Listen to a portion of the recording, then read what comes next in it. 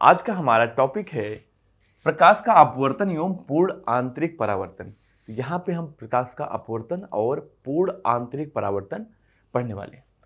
अगर मैं बात करूँ फर्स्ट आर्टिकल के बारे में, प्रकाश का अपवर्तन क्या होता है। जब प्रकाश किरण एक माध्यम से दूसरे माध्यम में जाती हैं तो क्या होता है, वो अपने पाथ से विचलित हो जाती हैं।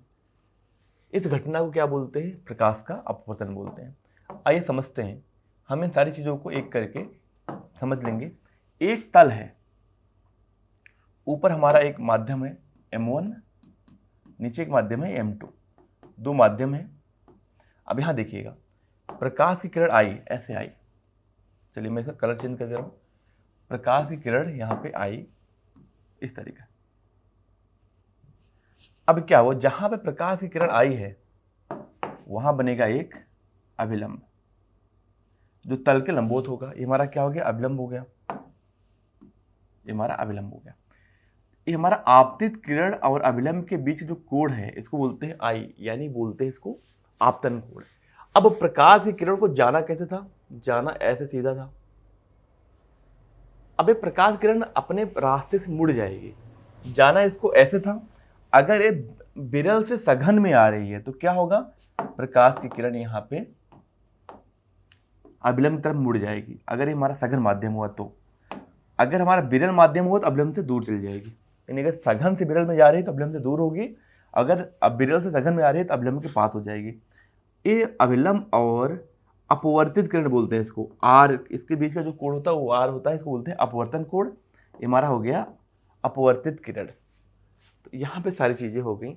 इस तरीके से क्या होता है, प्रकाश का एक माध्यम से दूसरे माध्यम में जब जाता है तो अपने पास से विचलन ही क्या होता है, हमारा अपवर्तन होता है। चलिए, अब प्रकाश के अपवर्तन से संबंधित परिभाषाएं निम्नलिखित है। पहला क्या हमारा, आपतित किरण। तो प्रथम माध्यम जो हमारी प्रकाश की किरण आती है उसे हम लोग क्या बोलते हैं, आपतित किरण। अब क्या है, अपवर्तित किरण क्या होता है, तो हमें समझ में आता है कि जब प्रकाश एक माध्यम से दूसरे माध्यम में जा रहा है तो जो दूसरे माध्यम में किरण जाती है उसे क्या बोलते हैं, अपवर्तित किरण बोलते हैं। आपतन बिंदु क्या होता है, जिस बिंदु पे आपतित किरण पड़ती है उसे बोलते हैं आपतन बिंदु। हमारे पास उसके बाद अभिलंब है। अभिलंब क्या होता है, जिस तल पर प्रकाश की किरण पड़ती है उस तल के लंबवत एक लाइन जो तल के लंबवत होती है उसको क्या बोलते हैं, अभिलंब बोलते हैं। आइए बात करते हैं आगे। आपतन कोण क्या होता है, अभिलंब और आपतित किरण के बीच के कोण को, अभिलंब और आपतित किरण के बीच के कोण को क्या बोलते हैं, आपतन कोण बोलते हैं। सेकंड है हमारा अपवर्तन कोण। अभिलंब एवं अपवर्तित किरण के बीच के कोण को क्या बोलते हैं, अपवर्तन कोण बोलते हैं। फिर हमारा सघन और विरल माध्यम होता है। तो देखिएगा यहाँ मैं सघन और विरल को दो अलग तरीके से बोल रहा हूँ। सघन माध्यम में प्रकाश की किरण की जो चाल होती है वो कम होती है विरल के सापेक्ष। तो इस तरीके से हम इसको बोल सकते हैं। आइए बात करते हैं अपवर्तन का कारण क्या होता है। देखिए, अपवर्तन का जो मेन कारण है वो है दो माध्यम का अलग अलग अपवर्तनांक होना। जब प्रकाश की किरण अपवर्तनांक के हिसाब से अपनी चाल बदलती है, एक माध्यम में अपवर्तनांक कम है उसमें चाल ज़्यादा होगी, दूसरे माध्यम में अपवर्तनांक कम है तो वहाँ चाल क्या हो जाएगी, कम हो जाएगी। तो इसको हम इस तरीके से बोल सकते हैं कि प्रकाश की चाल विभिन्न माध्यम में भिन्न भिन्न होती है। अतः जब प्रकाश एक माध्यम से दूसरे माध्यम में प्रवेश करता है तो चाल में परिवर्तन होने के कारण प्रकाश की किरण अभिलंब से दूर अथवा अभिलंब के पास हो जाती है, अर्थात प्रकाश का अपवर्तन हो जाता है। अतः प्रकाश का अपवर्तन का कारण प्रकाश के चाल ही है जो विभिन्न माध्यम में अलग अलग होता है। आइए, ये चीज़ हमने हो गया। अब बात करते हैं अपवर्तन का नियम। तो अपवर्तन के हमारे पास दो नियम है। पहला नियम क्या है, देखिए, अपवर्तन जो प्रथम नियम है वो है आपतन कोण, सॉरी मैं इसको बोलता हूँ जो है आपतित किरण, अपवर्तित किरण, अभिलंब तथा आपतन बिंदु, ये सारे क्या होते हैं, एक ही समतल में होते हैं।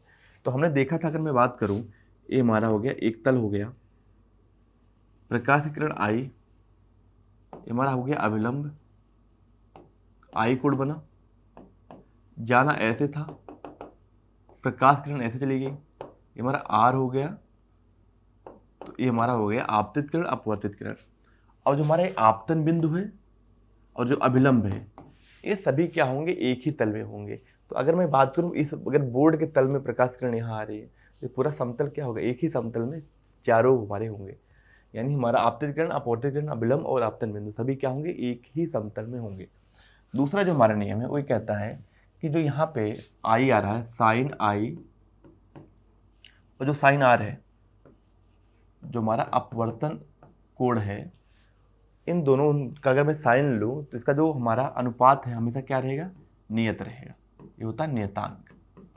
अब देखिए जो हमारे पास बाद में फार्मूला आ जाएगा वो आ जाएगा। अगर मान लेते हैं इस माध्यम का अपवर्तनांक क्या है हमारा, μ1 है, और इस माध्यम का अपवर्तनांक क्या है, μ2 है। तो यहाँ लिख सकते हैं μ1 sine i equal to μ2 sine r. तो हम इसको इस तरीके से बोल सकते हैं। अगर मैं बात करूँ sine i upon sine r के बारे में, तो sine i upon sine r जो होता है वो होता है μ2 बाई μ1। ये हमारा होता है, ये हमारा जो है अपवर्तन का दूसरा नियम है। इसको बोलते हैं स्नेल्स लॉ भी कहते हैं इसे। चलिए आगे बढ़ते हैं, बात करते हैं अपवर्तन से संबंधित महत्वपूर्ण बिंदु। अब देखिए जो हम लोग अपवर्तनांक को लिख रहे हैं उसको म्यू से भी लिखा जाता है, एन से भी लिखा जाता है, इसमें कोई डिफरेंस नहीं है। जो आपका मन करे आप लिख सकते हो। आगे बढ़ते हैं, बात करते हैं किसी माध्यम का वायु अथवा निर्वात के सापेक्ष अपवर्तनांक माध्यम का निरपेक्ष अपवर्तनांक कहलाता है। अब बात करते हैं निरपेक्ष अपवर्तनांक क्या होगा। देखिए हमारे पास मान लेते हैं यहाँ पे ये हमारे पास यहाँ पे पानी है यानी जल। अगर हमें पूछा जल का अपवर्तनांक क्या होगा, तो अगर इसका अपवर्तनांक है, अगर हम निकालते हैं किसके, निर्वात के सापेक्ष, तो जो इसका अपवर्तनांक आएगा वो क्या होगा, इसका वो हमारा होगा निरपेक्ष अपवर्तनांक। आगे बढ़ते हैं, बात करते हैं अपने सेकंड आर्टिकल के। यहाँ पे दिया गया यदि प्रथम माध्यम का, ये तो हमने आपको बता दिया कि प्रथम माध्यम का जो अपवर्तनांक है वो क्या है, n1 है। दूसरे माध्यम का अपवर्तनांक क्या है, n2 है। तो हमारे पास क्या होगा, sine i upon sine r, ये हमारा हो जाएगा n2 बाई n1। इसी को हम लोग इसको ऐसे लिख सकते हैं। देखिए n21 यानी दूसरे माध्यम का अपवर्तनांक पहले माध्यम के सापेक्ष, इसको लिख सकते हैं n12। इस तरीके से इसको लिखा जाता है। किसी पदार्थ का अपवर्तनांक क्या होता है, उस माध्यम की प्रकृति, प्रकाश के तरंगदैर्घ्य और माध्यम के ताप पर निर्भर करता है, परंतु यह आपतन कोण पर निर्भर नहीं करता। तो ध्यान रखने वाली बात है, किसी माध्यम का जो अपवर्तनांक है वो उस माध्यम की प्रकृति पर निर्भर करता है और प्रकाश की तरंगदैर्घ्य पर निर्भर करता है, यानी उस पर कौन से प्रकाश की किरण आ रही है। बैगनी के लिए उसका अपवर्तनांक अलग होगा, लाल के लिए अलग होगा, नीले के लिए अलग होगा। अब तीसरा हमारा क्या है, ताप पर निर्भरता। अगर हम लोग ताप बढ़ता है तो वैसे भी अपवर्तनांक क्या होता है, घट जाता है। चलिए अपवर्तनांक के अपवर्तनांक के ताप दो राशियों की निष्पत्ति है, अतः इसका कोई मात्रक नहीं होता है। तो देखिए यहाँ पे क्योंकि दोनों ही अपवर्तनांक है तो इनका कोई, अगर मैं बात करूँ तो अपवर्तनांक जो होता है ना, अपवर्तनांक जो आता है वो आता है ऐसे। अगर मैं बोलूँ किसी भी माध्यम का जो अपवर्तनांक है वो आता है उस माध्यम में प्रकाश की चाल अपान प्रकाश की चाल किसमें, निर्वात में। अब देखिए दोनों चाल हैं, जब दोनों चाल हैं तो इसका जो n आएगा उसको कोई मात्रक नहीं होगा, क्योंकि दोनों का मात्रक क्या, कट जाएगा। चलिए आगे बढ़ते हैं, बात करते हैं प्रकाश का उत्क्रमणिता का सिद्धांत। अब प्रकाश का उत्क्रमणिता क्या है, मैं इसको आपको समझा दे रहा हूँ। इसको तीन तरीके से समझाया जा सकता है। मेरे पास एक सिंपल तरीका है समझाने का। देखिए यहाँ पे ये प्रकाश की किरण है, ये हमारे पास एक माध्यम ए है, माध्यम 1 हो गया, ये माध्यम 2 हो गया। अब यहाँ देखिए अगर प्रकाश की किरण में बोलता हूँ कि प्रकाश की किरण ऐसे आई और गई कैसे, ऐसे गई, ये हमारे पास यहाँ बीच में बनेगा अभिलंब, ये हमारा हो गया अभिलंब। ये हमारा हो गया हमारे पास आपतन कोण, ये हमारा हो गया अपवर्तन कोण। हमने पहले प्रकाश को यहाँ से डाला, यहाँ से हमने टार्च जलाई, तो इस तरीके से प्रकाश हमारा गया यहाँ पे। अगर मैं आपसे बोलूँ अगर आप उल्टा प्रकाश यहाँ से जलाओ, अगर आप यहाँ से जलाओगे ना प्रकाश, तो भी हमारा पाथ ऐसे ही होगा, तो भी पाथ एक क्या ऐसे निकल जाएगा। या मैं ऐसे बोलूँ अगर आप यहाँ पे एक समतल दर्पण रख रहे हैं जो प्रकाश के लंबवत, जो प्रकाश आ रहा है उसके लंबवत आए, तो प्रकाश हमारा जब यहाँ से रिवर्स जाएगा तो ऐसे ही निकल जाएगा। इसको बोलते हैं प्रकाश की उत्क्रमणिता का सिद्धांत। अब यहाँ पे वही दिखाया गया है कि प्रकाश को अगर ऐसे डाला गया, मतलब प्रकाश यहाँ निकल रहा है, अगर यहाँ इसके लंबवत जो है एक समतल दर्पण रख दें तो प्रकाश अपने ही रास्ते को दोबारा फॉलो कर लेगा। इसी को बोलते हैं उत्क्रमणिता का सिद्धांत। आगे एक क्वेश्चन करते हैं। क्वेश्चन में क्या बोल रहा है, देखें यहाँ पे लिख रहा है कि वायु के सापेक्ष जल का अपवर्तनांक, वायु के सापेक्ष, ध्यान रखिएगा, यानी जल का अपवर्तनांक किसके सापेक्ष, वायु के सापेक्ष, यानी एयर, ए लिखते हैं। एक कितना दिया है आपका 1.3 33। फिर हमसे कह रहा है कि और जो है वायु का तथा वायु के सापेक्ष कांच का अपवर्तनांक, कांच का अपवर्तनांक यानी ग्लास का अपवर्तनांक किसके रिस्पेक्ट में, हमारे पास वायु के रिस्पेक्ट में, यानी वायु के सापेक्ष क्या दिया है 1.5। हमसे पूछा जा रहा है, हमारा एक समीकरण 1 हो गया और समीकरण 2 हो गया, हमसे पूछ रहा है तो जल के सापेक्ष कांच का अपवर्तनांक क्या होगा, जल के सापेक्ष, यानी हमें n ग्लास ऊपर होना चाहिए। तो अब देखिए इसमें क्या कर सकते हैं, अगर मैं बात करूं यहाँ पे समीकरण 2 को 1 से डिवाइड कर दूं तो क्या आएगा हमारे पास, देखिए यहाँ पे Ng अपान एन ए, फिर इसको डिवाइड करें क्या 1 से ना, तो एन डब्ल्यू अपान एन ए, ये क्या हो जाएगा हमारा, हो जाएगा ये 1.5 अपान 1.33। तो यहाँ से ए कैंसिल हो गया, क्या आ गया हमारे पास एन जी अपान एन डब्ल्यू। इसका मतलब क्या हो गया, हमारे पास ग्लास का अपवर्तनांक किसके सापेक्ष में, जल के सापेक्ष, क्या आ गया 1.5 अपान 1.33, ये हमारे पास आ गया। अब इसको सॉल्व कर लेंगे तो कुछ आ जाएगा, यहाँ पे आया हुआ है आपका 1.12। चलिए आगे बढ़ते हैं, बात करते हैं अपवर्तनांक का प्रकाश की चाल से संबंध। अब जो हमारा अपवर्तनांक होता है किसी भी माध्यम का, जैसे मुझे इस माध्यम का अपवर्तनांक निकालना हो, ये हमारे पास एक माध्यम दिया गया है और इस माध्यम का हमें निकालना है अपवर्तनांक। चलिए ये हमारे पास इस माध्यम का, चलिए मैं थोड़ा इसको अच्छे से लिख दे रहा हूँ, ठीक है।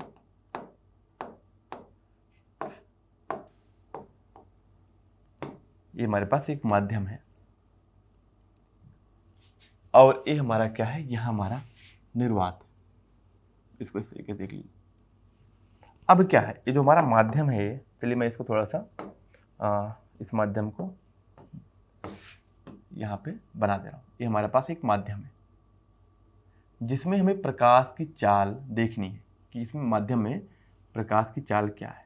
चलिए हुआ क्या, यहाँ पे जो प्रकाश आए, हमने क्या किया, इसमें प्रकाश की चाल निकाला।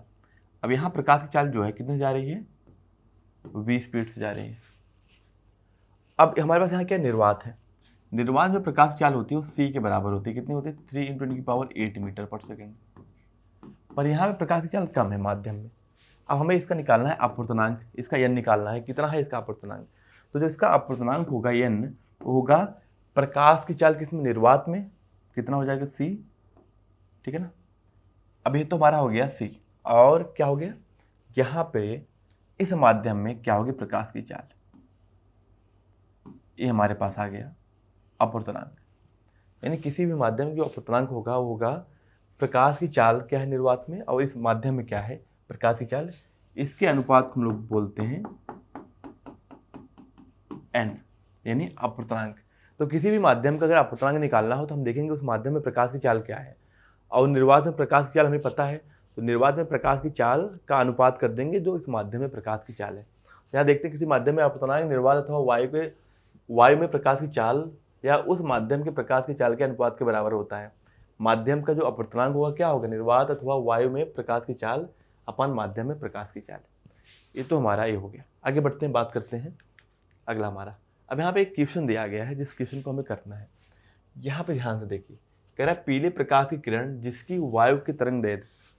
अब देखिए इसमें क्या तरंग दैर्घ्य कितना दिया है, लैम्डा, पीले कलर की ना, मैं इसको लिख दे रहा हूँ वाई एलो ना, कितना दिया है 6000 एंगस्ट्रॉम दिया है।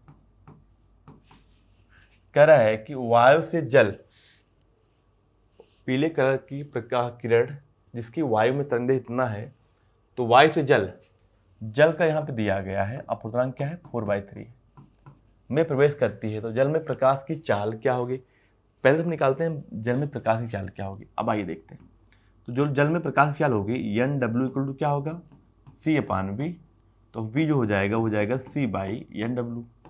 C की वैल्यू क्या होती है 3 × 10⁸ होती है, और यहाँ पे क्या है इसका जल का अपवर्तनांक 4/3 है, तो यहाँ से हो जाएगा 9/4 10⁸। इसको डिवाइड करते हैं 2.25 आएगा 10⁸ मीटर पर सेकेंड, इतना आ जाएगा प्रकाश की चाल इस माध्यम में।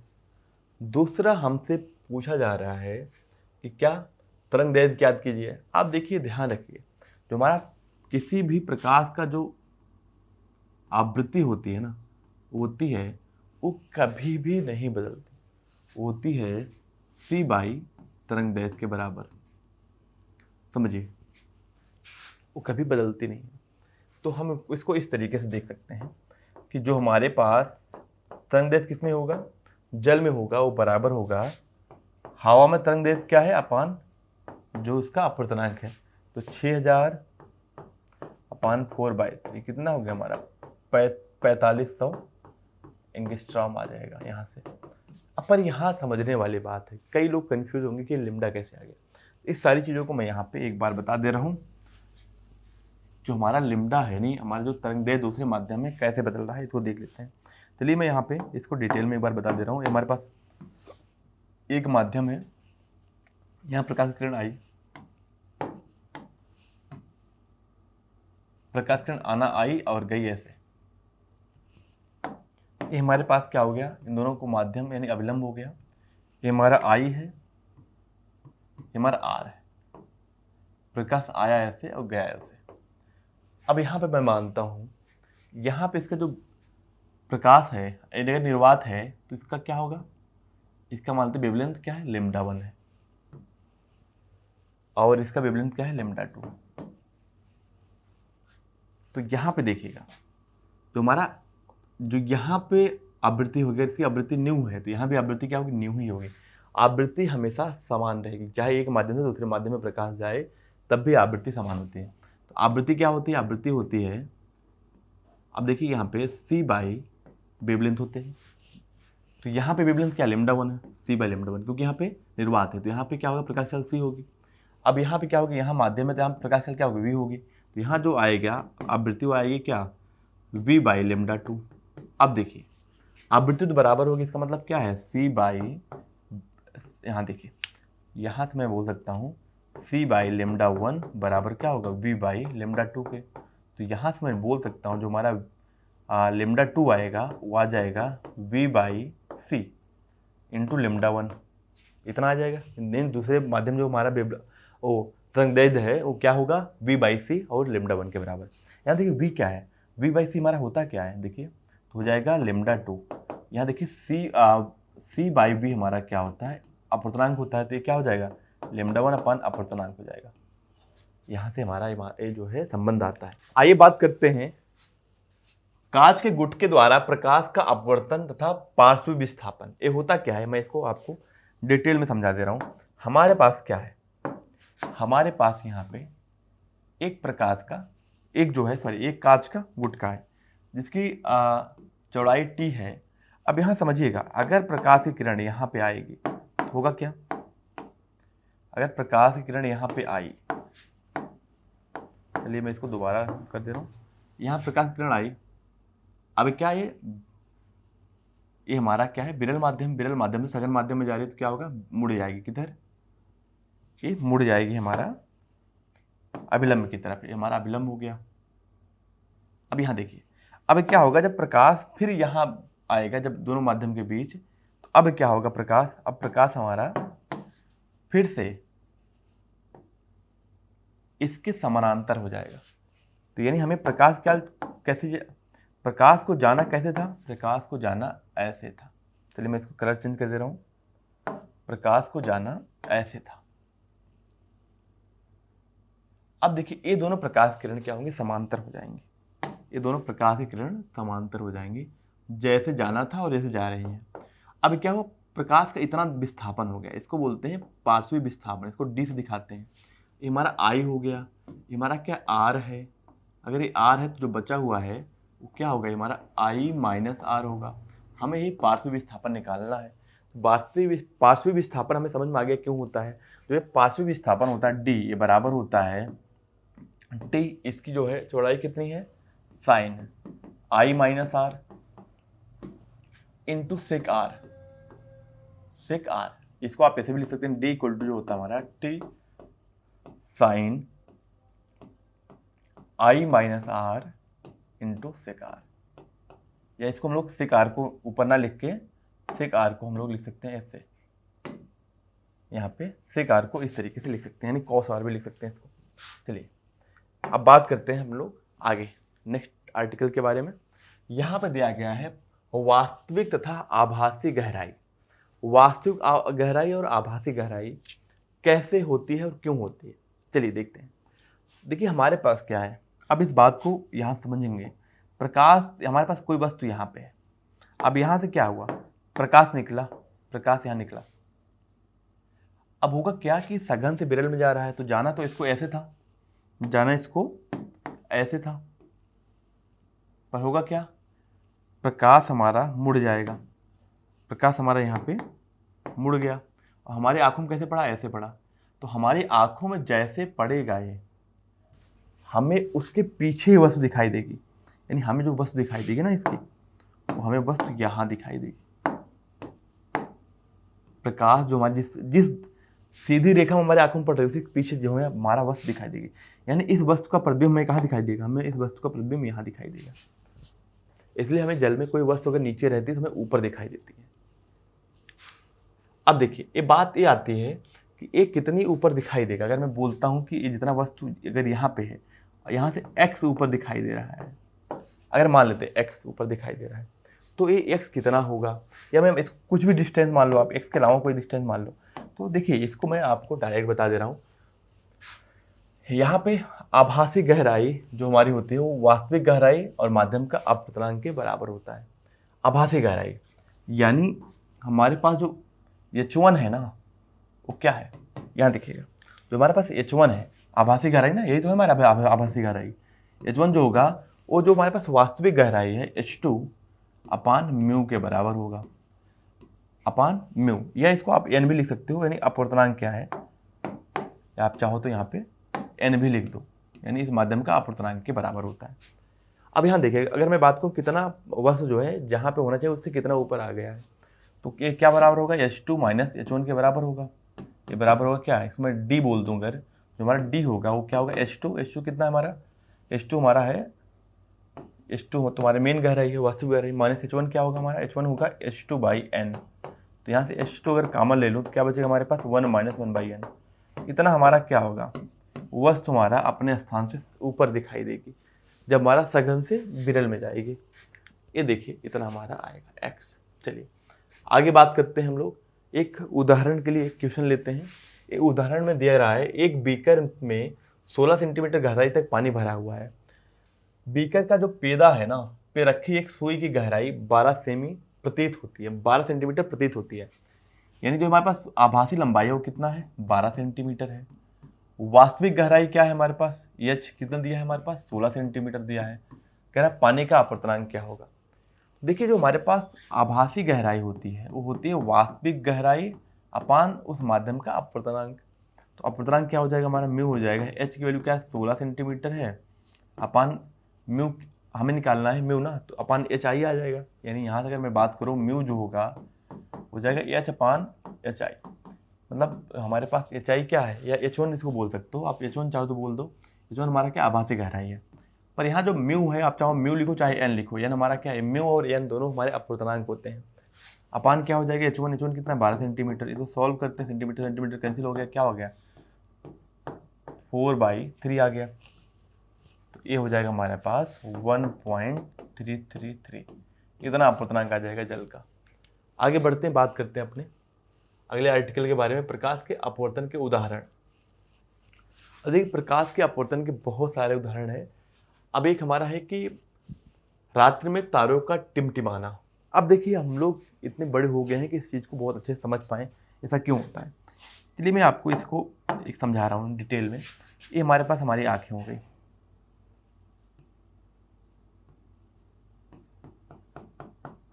अब जो है जो तारे होते हैं बहुत ही दूर होते हैं, हमारे यहाँ से तारे बहुत दूर होते हैं। चलिए अगर मैं बात करता हूँ, ये तारा जो है हमारा यहाँ पे कहीं है बहुत दूर, मैं इसको यहाँ देख रहा हूँ। तारे हमें कैसे दिखाई देते हैं, तारे हमें दिखाई देते हैं एक बिंदु की तरह, बहुत छोटे छोटे दिखाई देते हैं। अब क्या होगा, अब हमारे पास जो हम लोग जिस पृथ्वी पे हैं उसमें क्या है, वायुमंडल है, वायुमंडल है। तो जो प्रकाश वहाँ तारे से आएगा वो हमारे वायुमंडल से होकर गुजरेगा। अगर वायुमंडल से होकर गुजरेगा तो होगा क्या, अगर मान लेते हैं प्रकाश यहाँ से आया ऐसे, चलिए मैं थोड़ा सा इसको, हाँ ठीक है, प्रकाश यहाँ से आया इस तरीके से। अब क्या होगा, ये प्रकाश मान लेते हैं साइड वाले जिस बिंदु से प्रकाश आया वो हमारे जब इस माध्यम में आएगा तो क्या होगा, धीरे धीरे डेंसर माध्यम में आ रहा, मान लो ऐसे हमारे आँखों में पड़ा, ऐसे हमारे आँखों में पड़ा, ये वस्तु में इसका जो है प्रतिबिंब में यहाँ दिखाई देगा, ठीक है। इसलिए हमें जहाँ तारे होते हैं वो वास्तविक जगह पे नहीं दिखाई देते हैं। यहाँ तारा हमारा वो बिंदु दिखाई पड़ा। अब जब दूसरी बार उसी बिंदु से जब प्रकाश की किरण आई, इस बार क्योंकि हमारा जो वायुमंडल है उसका अपवर्तनांक बदलता रहता है क्योंकि हवाएं चलती रहती है। अब हमारा वही बिंदु ऐसे पड़ा, देखिए इस वही बिंदु हमारा वहीं से प्रकाश किरण आई और इस बार हमारे आंखों पे ऐसे पड़ी थोड़ा सा इधर होके। अब क्या होगा, जब इसका प्रतिबिंब में दिखाई देगा वो थोड़ा सा पीछे दिखाई देगा यहाँ पे। अब देखिए एक ही बिंदु का दो प्रतिबिंब दिखाई दिया, एक बार पहले इधर फिर उधर। अब क्या होगा, हमें इसलिए तारा टिमटिमाता हुआ दिखता है, पहले उसकी प्रतिबिंब यहाँ बनती फिर यहाँ बनती फिर यहाँ बनती ऐसे करके। तो ये रीजन है हमारा। तो आइए एक बार पढ़ लेते हैं। रात में ताप परिवर्तन के कारण वायुमंडल में विभिन्न परतों का घनत्व तो अलग अलग होता है। अगर घनत्व तो अलग होगा जिसके कारण वायु का अपवर्तनांक बदलता रहता है, इसी कारण से तारे टिमटिमाते हैं। हमने आपको बहुत डिटेल में बता दिया, यहाँ पे तो बहुत छोटे में लिखा हुआ है, इसको देखिए क्योंकि उसमें आगे आने वाले प्रकाश का लगातार अपवर्तन होता है, क्योंकि एक ही बिंदु का जो प्रतिबिंब हमारे आंखों बनता है अलग अलग जगह बनता है, तो हमें इसलिए वस्तु ऐसे दिखाई देती है। देखिए यहाँ पे ऐसे, यहाँ पे मैं बनाता हूँ। चलिए आगे बढ़ते हैं, बात करते हैं। अपना पानी से भरा तालाब अपेक्षाकृत कम गहराई दिखाई देता है, कम गहरा दिखाई देता है। ऐसा क्यों होता है? ये प्रकाश के अपवर्तन के कारण होता है। हमने बताया ना, प्रकाश क्या सघन माध्यम से विरल माध्यम में जा रही है। यहाँ से जाना था, बेंड हुई, और जिस सीधी रेखा हमारे प्रकाश किरण गई उसके पीछे ही हमें क्या दिखाई देगा, बस दिखाई देगा। जो हमारा जो इसका तल है वो हमें ऊपर दिखाई देता है। इसका रीजन हमने बता दिया है, यहाँ पे दिख भी रहा है अपवर्तन के कारण। चलिए आगे बढ़ते हैं। जल में डूबी पेंसिल का मुड़ा हुआ प्रतीत होना। अब मुड़ा हुआ प्रतीत होना का बहुत सिंपल रीजन है, आइए देख लेते हैं। अब मैं बात करता हूँ, यहाँ पे हमारे पास पेंसिल है, यहाँ पे है, यहाँ पे, पर प्रकाश किरण यहाँ से गई है, ऐसे हमारी आंखों पे कैसे पड़ी, ऐसे पड़ी ना। हमें इस पेंसिल जो नोक है ना वो कहाँ दिखाई देगी, वो हमें नोक दिखाई देगी जहाँ से प्रकाश किरण आ रही है, यहाँ दिखाई देगी। अब पेंसिल तो मुड़ी हुई दिखाई पड़ेगी क्योंकि हमें नोक ही ऊपर दिखाई दे रही। हर एक बिंदु, जो बिंदु यहाँ पे है वो हमें कहाँ दिखाई देगा, वो हमें वही बिंदु हमें दिखाई देगा यहाँ पे कहीं। तो इस कारण क्या होता है, प्रकाश के अपवर्तन के कारण क्या होता है, हमें पेंसिल मुड़ी हुई दिखाई देती है। अब बात करते हैं पूर्ण आंतरिक परावर्तन या क्रांतिक कोण। अब पूर्ण आंतरिक परावर्तन क्या होता है, इस पूरी चीज को मैं अलग तरीके से समझा दे रहा हूं। यहाँ देखें, ये हमारे पास क्या है कि एक माध्यम है यहाँ, ये हमारे पास ध्यान रखने वाली बात है, ये हमारा है विरल माध्यम और ये हमारा है सघन माध्यम। अब यहां प्रकाश किरण जो भी आएगी, चलिए मानता हूं प्रकाश किरण एक ऐसे आई, अब हमारा क्या हो गया, ये हमारा अभिलंब हो गया। प्रकाश की किरण को जाना कैसे था, प्रकाश की किरण को जाना इस रास्ते से था, पर ये सघन से विरल में जा रही तो क्या होगा, अभिलंब से दूर जाएगी। ये हमारा अभिलंब हो गया, अभिलंब से क्या होगी, प्रकाश किरण दूर जाएगी। चलिए यहाँ पे हमारा प्रकाश किरण कहाँ गई, दूर चली गई, ये हमारा हो गया। अब ये क्या होगा, ये जो हमारा ये आपतन कोण है, अगर इसको बढ़ाएंगे तो अगर मैं बोलूँ यहाँ पे, अगर मैं इस प्रकाश की किरण को थोड़ा और पीछे लाऊं, यानी आपतन कोण बढ़ा दूं, यहाँ देखिए इसको अगर बढ़ाऊं तो क्या होगा, जो जाने वाली प्रकाश किरण है वो क्या होगी, ऐसे जाएगी। एक टाइम ऐसा आएगा कि किसी एक एंगल पे, अगर मैं बोलता हूँ ये हमारा एंगल जो है, ये हमारा जो कोण है इस पे, ये हमारा है, इसका नाम है थीटा सी। इस पे क्या होगा, प्रकाश किरण ऐसे निकल जाएगी। अब ऐसे निकल जाएगी तो क्या होगा, ये लंब के साथ, ये अभिलंब के साथ क्या बनाएगा, कितना कोण, 90 डिग्री बनाएगा। इस कोण को बोलते हैं क्रांतिक कोण। यानी जब प्रकाश सघन माध्यम से विरल माध्यम में गमन करता है, एक ऐसा कोण, आपतन कोण, जिसपे हमारा जो अपवर्तन कोण हो कितना बन जाए, 90 डिग्री बन जाए, तो इस आपतन कोण को हम लोग बोलते हैं क्रांतिक कोण। जब हम क्रांतिक कोण से ज़्यादा बढ़ाते हैं, अगर प्रकाश किरण का जो कोण है अगर क्रांतिक कोण से ज़्यादा बना दो, चलिए मैं इसको एक अलग कलर से ले रहा हूँ, एक क्रांतिक कोण से ज़्यादा अगर हमने कोण बनाया तो क्या होगा, जितना यहाँ पे प्रकाश किरण जितनी जैसे आई वैसे निकल जाएगी। यहाँ देखिए, अगर प्रकाश किरण यहाँ पे बना रहा है थीटा कोण अभिलंब के साथ, तो ये भी क्या बनाएगा, थीटा कोण ही बनाएगा। यानी हमारा क्या होगा, प्रकाश का पूर्ण आंतरिक परावर्तन हो जाएगा। यानी जिस माध्यम में प्रकाश गया, जिस माध्यम से जा रहा है उसी माध्यम में वापस आ जाना, इसको बोलते हैं पूर्ण आंतरिक परावर्तन। तो हमें समझ में आ गया क्रांतिक कोण क्या होता है। क्रांतिक कोण जब हमारा ऐसा आपतन कोण, जब प्रकाश की किरण सघन से विरल में जाती है, तो कंडीशन ध्यान रखिए, हमेशा सघन से विरल जाएगी तभी ये स्थिति बनेगी, नहीं तो ये स्थिति नहीं बनने वाली है। तो यहाँ पे जब भी हमारे प्रकाश किरण सघन माध्यम से विरल माध्यम में जाती है तो एक ऐसा आपतन कोण जिसमें अपवर्तन कोण का मान जो है 90 डिग्री हो जाता है, उस आपतन कोण को क्या बोलते हैं? क्रांतिक कोण बोलते हैं। अगर हम कोण को क्रांतिक कोण से बढ़ाएंगे तो उस प्रकाश की किरण का क्या होता है? पूर्ण आंतरिक परावर्तन हो जाता है। चलिए आगे बढ़ते हैं। क्रांतिक कोण हमने पढ़ लिया। अब देखिए यहाँ पे क्रांतिक कोण लिखा भी है कि जब सघन माध्यम से वह आपतन कोण जिसके लिए विरल माध्यम में अपवर्तन कोण समकोण के बराबर हो जाए, यानी 90 डिग्री के बराबर हो जाए, सघन माध्यम का क्रांतिक कोण कहलाता है, जिसे सी से प्रदर्शित करते हैं। देखिए क्रांतिक कोण को किसे दिखाएंगे हम लोग? सी से दिखाएंगे। वैसे कई चीजें हैं, कई जगह लिखा रहता है उसको थीटा सी लिखा रहता है, कई जगह थीटा नॉट लिखा रहता है, तो आप कुछ भी हो सकता है, बट थीटा सी से दिखाएंगे या सी से दिखाते हैं। इस सघन माध्यम में प्रकाश की किरण क्रांतिक कोण से अधिक कोण पर आपतित हो तो क्या होगा? यह दोनों माध्यम में अलग अलग करने वाली सतह से वापस सघन माध्यम में ही परावर्तित हो जाती है। इस घटना को क्या बोलते हैं? पूर्ण आंतरिक परावर्तन, जो हमने आपको यहाँ पे एक्सप्लेन कर दिया। अब बात करते हैं क्रांतिक कोण और तथा माध्यम के अपवर्तनांक में संबंध। अब क्रांतिक कोण और माध्यम के अपवर्तनांक में संबंध निकाल लेते हैं। आइए देखिए, हमारे पास एक माध्यम हो गया, प्रकाश की किरण हमारी ये आई, क्रांतिक कोण पे आई। अब क्या हुआ? अपवर्तन के पश्चात प्रकाश से निकल गई। ये हमारे पास क्या हो गया? ये हमारे पास हो गया अभिलंब। अब यहाँ पे क्या है? ये हमारा कोण जो है, ये हमारा जो कोण है वो क्या है? थीटा या सी इसको बोले, या सी बोल दो, आप सी बोल दो। चलिए, जो हमारे बुक में दिया गया है मैं उसी को फॉलो करता हूँ, इसको मैं बोल रहा हूँ सी। ये कोण हमारा क्या? सी है। प्रकाश किरण आई और यहाँ निकल गई। अब होगा क्या? हम इसका अपवर्तनांक क्या मान लेता हूँ? न्यू1 बोल देता हूँ इसका अपवर्तनांक, n1 बोलता हूँ और इसका बोलता हूँ n2, क्योंकि हमारे बुक में n1 और n2 से ही दिखाया गया। तो देखिए क्या होगा हमारे पास। तो अब यहाँ लगाते हैं हम लोग स्नेल्स का नियम। तो क्या होगा? क्या लिखेंगे? n1 sine c equal to क्या होगा हमारा? n2 साइन आर होता ना, n1 sign i equal to क्या होता है? n2 sign are. Sign are क्या होगा? साइन आर हो जाएगा 90 डिग्री। ये क्या होगा? 90 हो जाएगा ना। अब देखिए n1 sine c equal to हो जाएगा n2, क्योंकि साइन 90 की वैल्यू जो होती है 1 होती है, तो यहाँ से आ जाएगा जो हमारा साइन सी आ जाएगा। क्रांतिक कोण क्या होगा? n2 बाई n1 के बराबर हो जाएगा। तो यहाँ से हम लोग लिख सकते हैं जो हमारा क्रांतिक कोण सी होगा वो बराबर हो जाएगा sine inverse n2 by n1। आप चाहे ऐसे लिखो, चाहे आप इस तरीके से लिख सकते हो, जो भी आप लिखना चाहो, दोनों चीज़ें सही है। आइए आगे बढ़ते हैं, बात करते हैं। तो ये हमारे पास हो गया, ये तो हमारा आ गया। क्या है? सघन माध्यम का जो विरल माध्यम के सापेक्ष अपवर्तनांक होता है। अभी हमने देखा था हमारे पास क्या आया था formula? n1 sine c equal to क्या आया था? n2 आया था ना। इसको क्या लिख सकते हो? साइन सी इक्वल टू लिख सकते हो n2 बाई n1। अब देखिए n2 बाई n1 को हम लोग तो ऐसे भी लिख सकते हैं ना, यहाँ पे साइन सी आया है ना, तो n2 बाई n1 को हम लोग इस तरीके से भी लिख सकते हैं। यहाँ अगर मैं बात करूँ तो इसको लिख सकते हैं n21, ठीक है ना। यहाँ पे एक आई थिंक कुछ उल्टा लिखा गया है,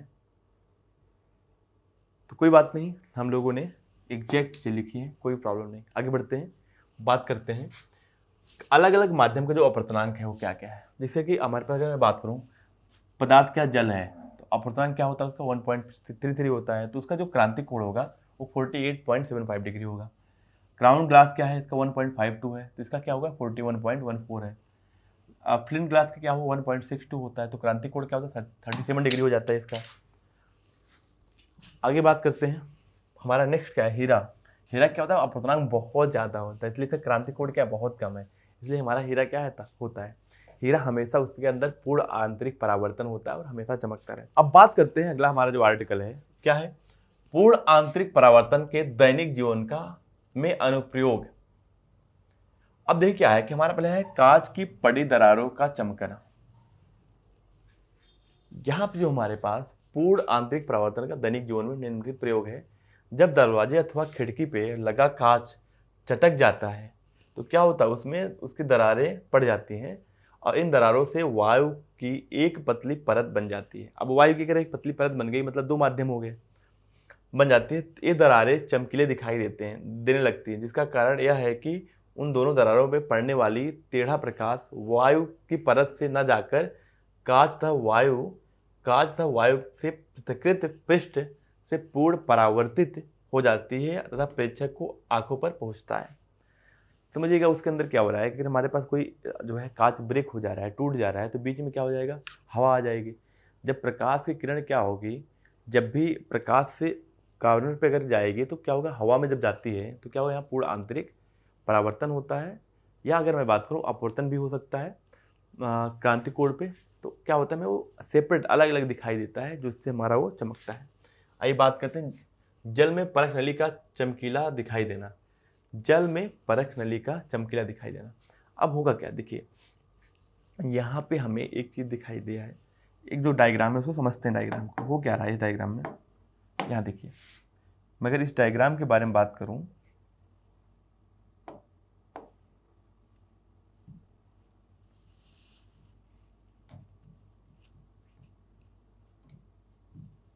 चलिए यहाँ देखते हैं, इस डायग्राम के बारे में बात करते हैं। प्रकाश किरण पहले यहाँ आई, इसको मैं थोड़ा सा और अच्छे से दिखा दे रहा हूँ। प्रकाश किरण यहाँ आई, ठीक है, इस पे आई प्रकाश किरण। अब होगा क्या, इनका अभिलंब के साथ क्या होगा, मुड़ जाना, मुड़ गई प्रकाश किरण, यहाँ हमारे पास ग्लास में आई।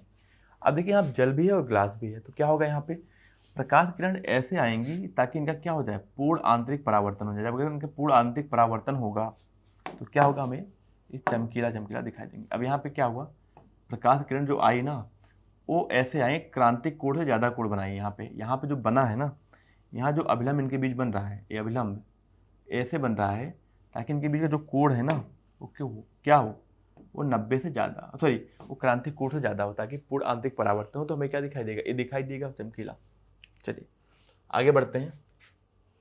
अब बात है पेपर वेट से वायु के बुलबुले का चमकना। यहाँ पे बात कर रहे हैं पेपर वेट से। देखिए जब पेपर वेट में वायु का बुलबुला उपस्थित होता है तो कांच से होकर आने वाले प्रकाश की जो किरण है बुलबुले तथा कांच को पृथकृत पृष्ठ पर क्रांतिक कोण से अधिक कोण बनाती है। तो फिर क्या होगा हमारा, अगर क्रांतिक कोण से अधिक कोण बना रहे हैं, इसका मतलब क्या होगा, पूर्ण आंतरिक परावर्तन होगा, जिसके कारण देखिए, जिसके कारण तथा पेपर बोर्ड पर उपस्थित वायु का बुलबुला चमकदार दिखाई देता है, क्योंकि यहाँ पे क्या हो रहा है, पूर्ण आंतरिक परावर्तन हो रहा है। जो भी प्रकाश किरण आ रहे हैं वो क्रांतिक कोण से ज़्यादा कोण बना रहे हैं। अब बात करते हैं जल में स्थित प्रकाश स्रोत का। अब देखिए यहाँ पे जल में स्थित प्रकाश स्रोत का प्रकाश क्षेत्र।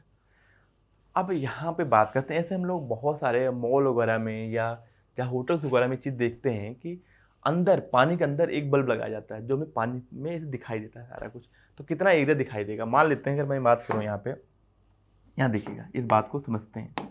ये हमारे पास एक बल्ब है, मान लेते हैं ये, चलिए इसे बल्ब का कलर थोड़ा ऐसा लेते हैं ताकि बल्ब जैसा दिखे भी हमें। हमारे पास एक बल्ब है,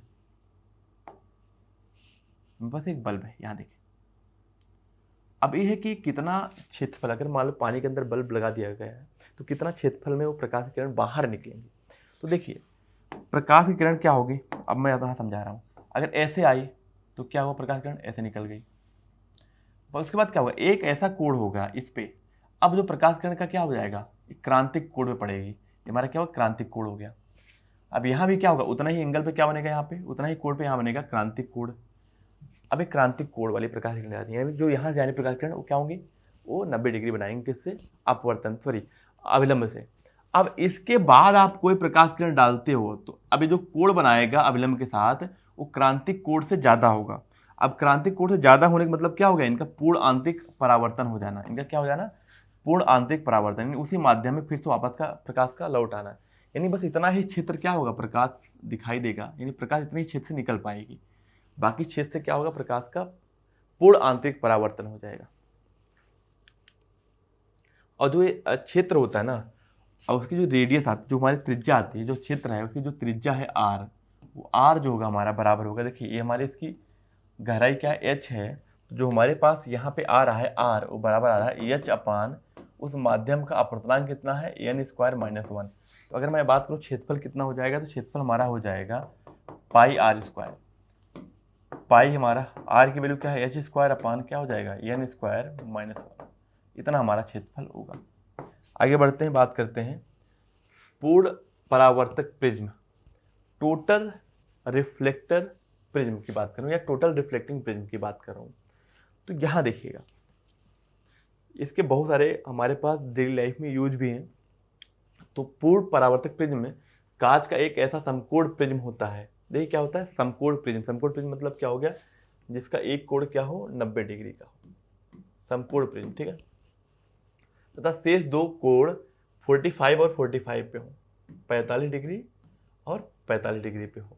जब प्रकाश का किरण कांच वायु अंतरापृष्ठ पर 42 डिग्री से अधिक पर आपतित होते हैं तो क्या होगा, तो उनका पूर्ण आंतरिक परावर्तन होता है, क्योंकि यह कांच का वायु के बीच का जो क्रांतिक कोण है 42 डिग्री होता है। तो हमें 42 डिग्री अगर इनका क्रांतिक कोण है, इसका मतलब अगर उससे या उससे ज़्यादा डालेंगे तो क्या होगा, प्रकाश का पूर्ण आंतरिक परावर्तन होगा, जिसके फलस्वरूप प्रकाश की किरणें 90 या 180 के कोण पर विचलित होती हैं। तो यहाँ पे क्या होगा, अब देखिए इसमें जो इसका यूज है क्या है, पूर्ण परावर्तक प्रिज्म का उपयोग पेरिस्कोप, प्रकाशमापी आदि प्रकाशीय यंत्रों में किया जाता है। चलिए आगे बढ़ते हैं, बात करते हैं हम लोग इस तरीके से इसका संरचना होती है, एक एक करके समझ लेते हैं। पर यहाँ देखिएगा, हमने इसके पहले एक डायग्राम देखा जिसमें हम लोग अलग अलग ग्लास के लिए, फिन ग्लास के लिए हमारा क्रांतिक कोण का मान अलग होता है, जो एक ग्लास बनता है उसके लिए क्रांतिक कोण क्या होता है, 42 डिग्री होता है। अगर 42 डिग्री है इसका मतलब क्या हो गया, अब देखिए यहाँ पे मेरे पास कई संरचना है, एक एक संरचना को हम लोग एक्सप्लेन करेंगे। यहाँ पे पहली अगर कंडीशन की बात करूँ तो यहाँ पे क्या हो रहा है, प्रकाश हमारा ऐसे आ रहा है। अब प्रकाश अगर हमारा ऐसे आ रहा है यानी यहाँ तो अविलंब जा रहा है, यहाँ पे हमारा प्रकाश क्या बना रहा है, अविलंब कोण बना रहा है, इसलिए सीधा निकल जाएगा। पर यहाँ पे क्या होगा, यहाँ पे जो प्रकाश आता है हर एक क्या 45 डिग्री है, इसका मतलब ये भी क्या बनाएगा, अविलंब से 45 डिग्री का कोण बनाएगा। अगर 45 बनाया क्या हुआ, यहाँ पे पूर्ण आंतरिक परावर्तन हुआ है, क्योंकि 45 पे क्या होगा, इसका पूर्ण आंतरिक परावर्तन होगा। क्यों होगा, क्योंकि इसका क्रांतिक कोण का मान 42 डिग्री है, तो प्रकाश जितना कोण यहाँ बना रहा है उतने ही कोण पे 45 में निकल आएगा, ये भी क्या होगा 45 पे ही निकल आएगा। और हम लोग इसको यहाँ से देख लेंगे, इसको यहाँ से हम लोग इसको देख पाते हैं। इस तरीके से हम लोग इसका उपयोग करते हैं। दो तरीका क्या है, अब यहाँ प्रकाश मैंने इस तरीके का एक कोण लिया, वही हमारे पास यही है, सेम ही हमारे पास त्रिभुज है, यानी हमारा जो प्रिज्म है वो समकोण त्रिभुज है। पहले तो हमने क्या किया, इस तरीके से इधर से डाल दिया। अब क्या हुआ, अब इसको मैं ऐसे टेढ़ा कर दिया, इसी त्रिभुज को मैंने ऐसे कर दिया, इसी त्रिभुज को मैंने क्या किया, ऐसे कर दिया। अब प्रकाश किरण यहाँ पे डाला, जब यहाँ पे डाला सबको 45 डिग्री है तो क्या होगा, यहाँ पे इस तरह प्रकाश किरण ऐसे आ जाएंगे और फिर क्या होगा, प्रकाश किरण ऐसे बाहर निकल आएंगे, क्योंकि यहाँ पे क्या नॉर्मल के साथ यानी अविलंब के साथ कितना कोण बना रही है 45 डिग्री। पर यहाँ पे हमें पता है कि जो हमारा क्रांतिक कोण का मान है वो कितना है 42 डिग्री है, इसलिए प्रकाश किरण जो यहाँ से डाला गया वो यहाँ से निकल आया। तो इस तरीके से अब देखिए यहाँ पे पहले कंडीशन विचलन कितना हुआ, 90 डिग्री की विचलन हुआ, प्रकाश को जाना ऐसे था गया ऐसे। दूसरे कंडीशन विचलन कितना हुआ, 180 डिग्री हुआ, प्रकाश को जाना था ऐसे पर गया क्या उल्टा। तीसरे कंडीशन प्रकाश में जो विचलन हुआ वो 0 डिग्री हुआ है, देखिए प्रकाश से आया जैसे जाना था वैसे निकल गया। चलिए आगे बढ़ते हैं, बात करते हैं प्रकाशिक तंतु यानी ऑप्टिकल फाइबर। ऑप्टिकल फाइबर आज की लाइफ की अगर मैं बात करूँ तो बहुत यूजफुल डिवाइस है, जिसकी मदद से हम लोग कम्युनिकेशन में, अगर मैं बात करूँ एक जगह से जो इन्फॉर्मेशन है वो दूसरी जगह भेजते हैं, अमेरिका से इंडिया, तो ऑप्टिकल फाइबर इस तरीके से बना होता है। ऑप्टिकल फाइबर की मैं संरचना की बात करूँ तो हमारे पास एक आवरण हो गया बाहर, अंदर एक क्रूड होता है, ठीक है ना। अब क्या हुआ, जब प्रकाश यहाँ से अंदर गया तो क्या हुआ, यहाँ प्रकाश जब अंदर गया पहले तो यहाँ हवा और इस माध्यम के बीच क्या हुआ, अपवर्तन हुआ, यानी अपने अभिलंब के साथ क्या हो थोड़ा सा झुक गया। अब यहाँ पे क्या होगा, पूर्ण आंतरिक परावर्तन होता है, इसको इस तरह से बनाया ही जाता है ताकि क्या हो, एक कम कोण पे भी इनका पूर्ण आंतरिक परावर्तन हो। जो प्रकाश किरण यहाँ जा रही है वो प्रकाश की चाल से, कितना चाल से, 3 × 10⁸ मीटर पर सेकंड से यहाँ पे इसमें गमन करेगी। इस तरीके से इनका पूर्ण आंतरिक परावर्तन होता जहाँ हमें चाहिए वहाँ पे प्रकाश की किरण आ जाती है। या जो इन्फॉर्मेटिव वेव है जो मैं बात करूँ वो हमारे वेव यहाँ तक पहुँच जाते हैं। अब देखिए हमारे पास जो प्रकाशिक तंत्र है ये कह रहा है कि श्रव्य और दृश्य संकेत की लंबी दूरी तक संचालित करने के लिए प्रकाशिक तंतुओं का उपयोग किया जाता है। इसमें पूर्ण आंतरिक परावर्तन की घटना का उपयोग होता है।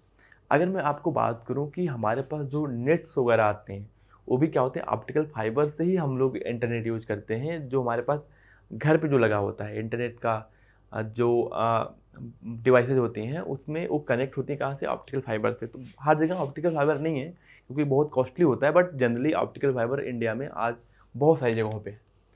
चलिए ये हमारा हो गया। अब बात करते हैं उपयोग।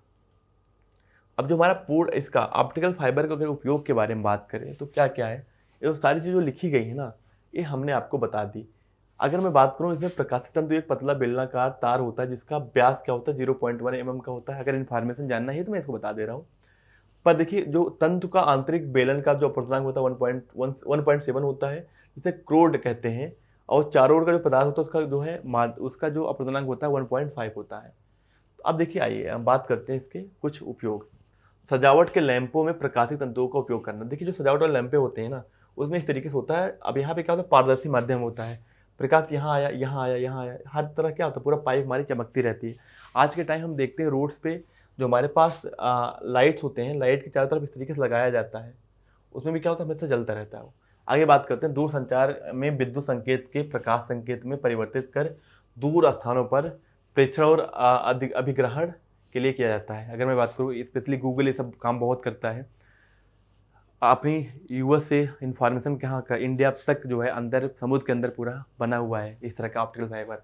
इसका उपयोग प्रकाश संकेत का प्रेक्षक के लिए किया जाता है। आंतरिक अंगों, इसका देखिए अंदर, हाँ, अगर मैं अपने शरीर की बात करूँ, शरीर में किसी जगह पे अगर मुझे देखना है तो हम लोग यहाँ से नाक से पाइप डाली जाती है उस अंग के पास तक, और अंग को एग्जैक्ट देख पाते हैं उसमें क्या प्रॉब्लम है। आंतरिक अंगों, ग्रासिक देखिए आमाशय और आंतों के अवलोकन हेतु लाइट पाइप के रूप में प्रयोग किया जाता है। ऑप्टिकल फाइबर का प्रयोग लाइट पाइप के रूप में किया था, जिसे अंतःदर्शी यानी एंडोस्कोपी कहते हैं।